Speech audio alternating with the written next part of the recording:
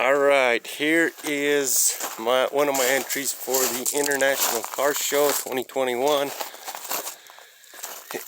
It is, well, I can't really tell the year of the Bronco. It's kind of a Frankenstein.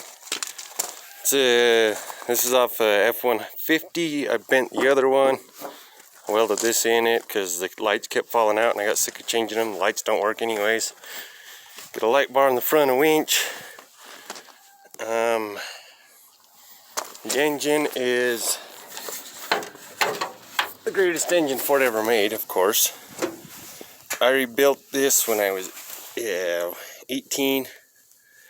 I didn't build it for this originally, but the engine went out in this and I had to take it out of my 69 Ford that I had it in because I needed this to go. It's my hunt and ride. I couldn't go without it. We got wires everywhere. That ground's got to be hooked up to make the heater work. We got extra relays. I'll show you. This thing is a beater, pretty much, but it's been a good one. We got a low pressure fuel pump, electronic, because I kept vapor locking, and this is a return that goes all the way back to the tank, and it hasn't vapor locked since. Got the fancy coil on it. Actually, the original engine was out of an 84 Bronco. The whole frame was 84 Bronco, because the body's an 80. And if you ever seen the 80 Broncos, they have the Swiss cheese frame.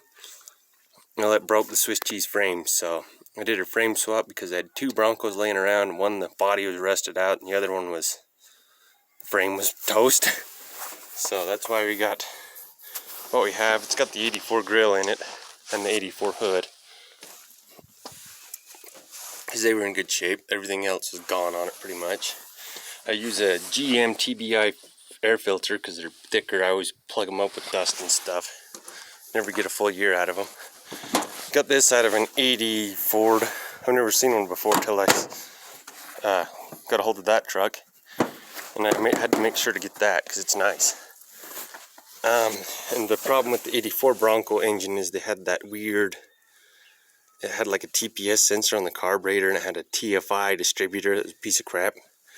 Never did run right. It seems like it never would advance. It just ran constant on the same timing, so that's why it has the Duraspark out of like a 79 Ford. It has a fuel cooler in it too to try to help with the vapor locking. It doesn't seem to help much. I think I have a little external fan in it too. Down there somewhere, I don't know if you can see it, but there's one there. And under the inside we got seats out of a 91 Bronco that I just bought a while ago. It used to have seats out of like an 88. There were bucket seats with the center console. They were nice, but when you want to haul more people, it kind of sucked. We got factory stuff here. This is the fuel pump. I think this is the headlights. Yeah, that's the headlights. Tail lights still work on this switch just fine. I think just this switch was bad. I changed the dimmer that was down there, but it didn't do any good. But I think this switch was just bad because it kicks tail lights on still. But rather than replace it, I decided screw it. I'm fixing it with what parts I have. So we have it on a toggle switch, high beam only. That's the extra fan. We have these factory charging ports. This nice, sweet $14 radio, wiring everywhere. Just kind of, yeah, you just got stuff everywhere. I've had to replace the ignition switch a couple times. Next time it goes out, I'll probably end up putting a toggle switch on it. Steering wheel, it's one of these little aftermarket ones. And the hub adapter wallered out, so it wasn't grabbing anymore. Now it's welded on. The nut's welded to the shaft, and the nut's welded to the wheel. It's ghetto. And then my buddy had a Cutlass Supreme, and I ended up cutting the badges up and could never quite spell Cutlass Supreme again, so I glued that to the dash. It has 97 F350 doors. Well, kind of. I'm not sure where all the doors came from. They parts of them were 97. I think this door had been replaced. And I had to use the 80 window, wing window, because the other one, or this window is broken in the 96. And if you look, that big old fat piece there is a lot different. So the window is actually bigger on an 80. So I'd swap over back to the old wing window. And it doesn't clear the door panels. And that one's got like an 88, 91 wing window in it at least. So I don't know what the heck they did. We got all the equipment rental stickers still. It was an old construction truck, and I think it went to Hertz for a while, so I left all that there. It's kind of cool. We got one fuzzy dice up there. The other one fell off. Ashtray, useless. The dash pad I changed for the 84 dash. It was in good shape, and now it's kind of gone. We got this drink holder up here though. Well, we got a light bar down here. You can't really see it in the daylight. Manual choke. It's in park.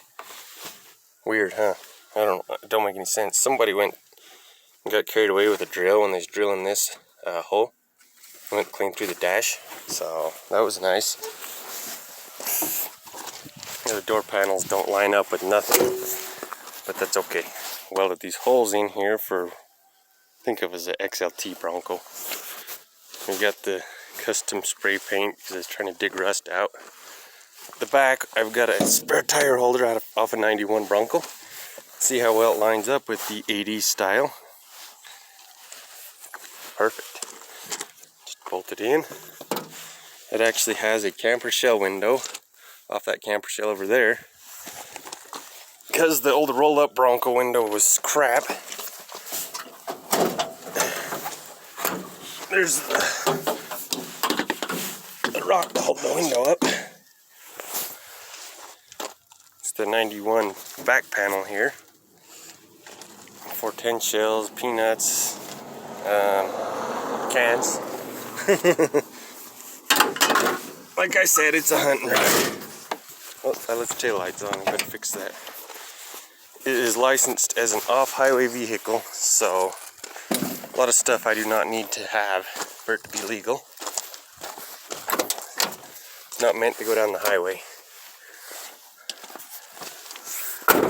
But yeah, the headlights are always on high beam, but it's okay because this headlight, it points at the ground and kind of off to the bar pit. It's good for spotting for deer. This one just points straight at the ground, so nobody even notices.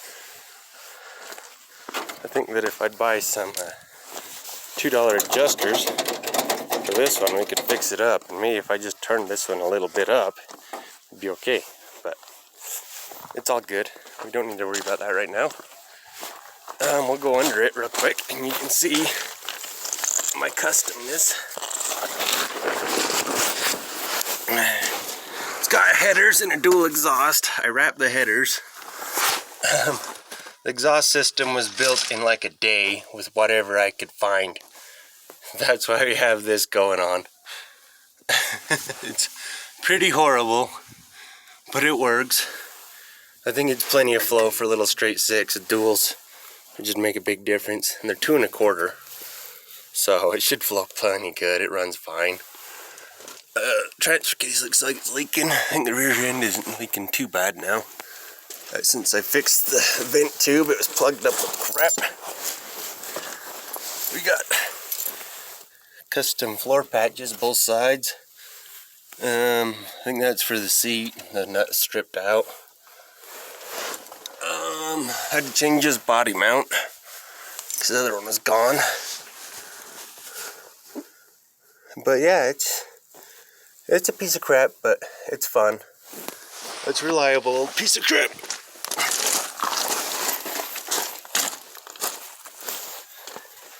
I got a rag sitting there. But we'll fire it up. It should fire right up. Key on. It's kind of cold-blooded.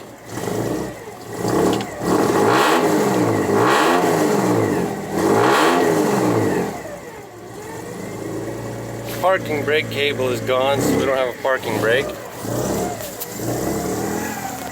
But yeah, this is it. Got some $20 Walmart speakers back there, shotgun shells, orange.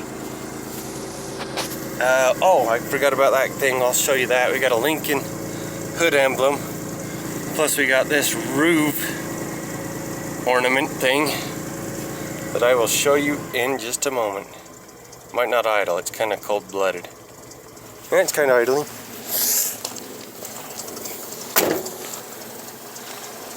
I think it is off a 30s Cadillac. We had no idea what it was for.